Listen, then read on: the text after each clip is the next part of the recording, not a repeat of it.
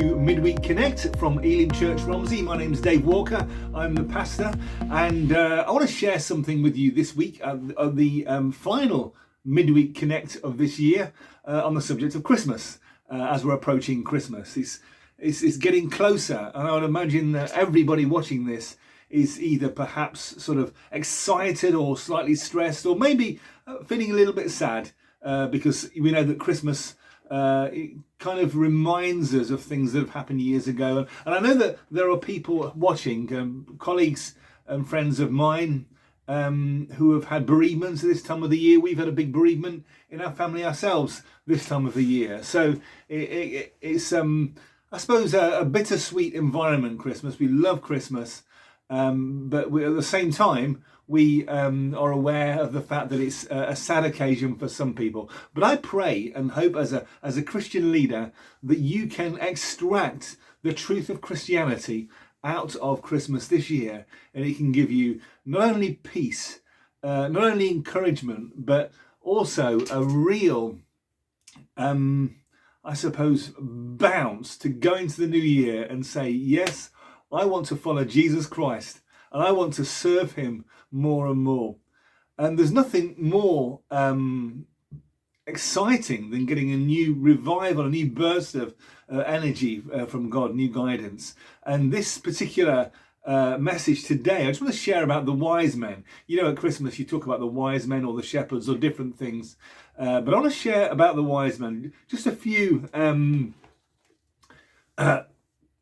verses I want to share. Well, I want to share the whole thing from Matthew chapter 2 and verses 1 to 12. I'll read it first and I'll bring some points out, because I want to let you see, I want to let us see how the journey that we have as Christian pilgrims into the new year is similar to the wise men's journey across the desert.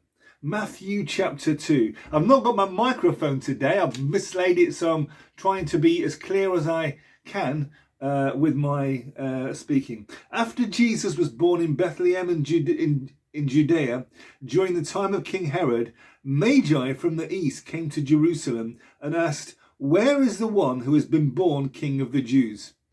We saw his star in the east and we've come to worship him." When King Herod heard this, he was disturbed, and all Jerusalem with him. When he had called together the people's chief priests and teachers of the law, he asked them where the Christ was to be born. "In Bethlehem, in Judea," they replied, "for this is what has been written by the prophet." I just want to go down and skip that little bit there and go to verse 7. Herod called the Magi secretly and found out from them the exact time the star had appeared. He sent them to Bethlehem and said, "Go and make a careful search for the child. As soon as you find him, report to me so that I too may go and worship him." After they had heard the king, they went on their way, and the star they had seen in the east went ahead of them until it stopped over the place where the child was. When they saw the star, they were overjoyed. On coming to the house, they saw the child with his mother Mary, and they bowed down and worshipped him.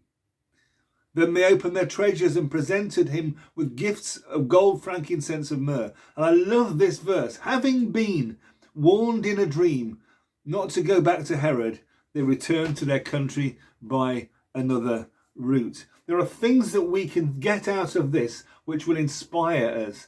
And firstly, we see that they set out to be devoted to him. They set out to worship him. Are you going to set out into 2024 with the inner conviction to worship Jesus, to follow him, and to put him first in your life?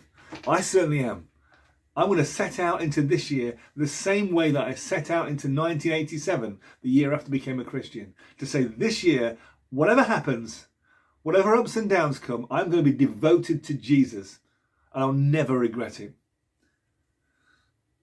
They also found that Herod was disturbed. You will have opposition. Herod was disturbed. You, as a pilgrim going through 2024, will have opposition. They had Herod. You will have opposition.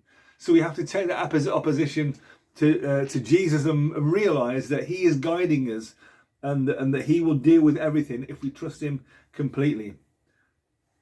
They had the star ahead for guidance. The star appeared in the east and guided them to where they should go. This is one of the proofs, I believe, that the visit of the Magi was a lot closer to the birth of Christ than people sometimes think. The fact that the star was there at the time. And also they bowed down and worshipped him. They worshipped him. They also gave him their best gifts, gold, frankincense and myrrh. Are you going to give Jesus your best this year, this new year as we come into it? And finally, I love this bit. He warned them in a dream to go back to their country via another route for their safety. Do you know, as you go out into 2024, if you put Jesus first and you trust him and say, I am giving myself to you, he will guide you whatever happens. Spend time with him.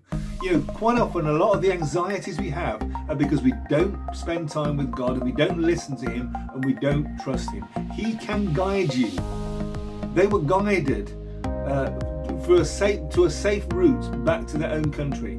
God can do that to you. He can guide you through that issue at the office, that issue in your family, that medical issue, that financial problem. He can guide you.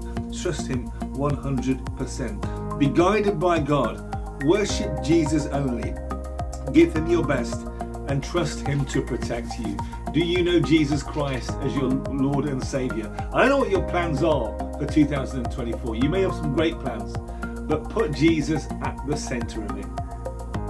Thank you for joining me today.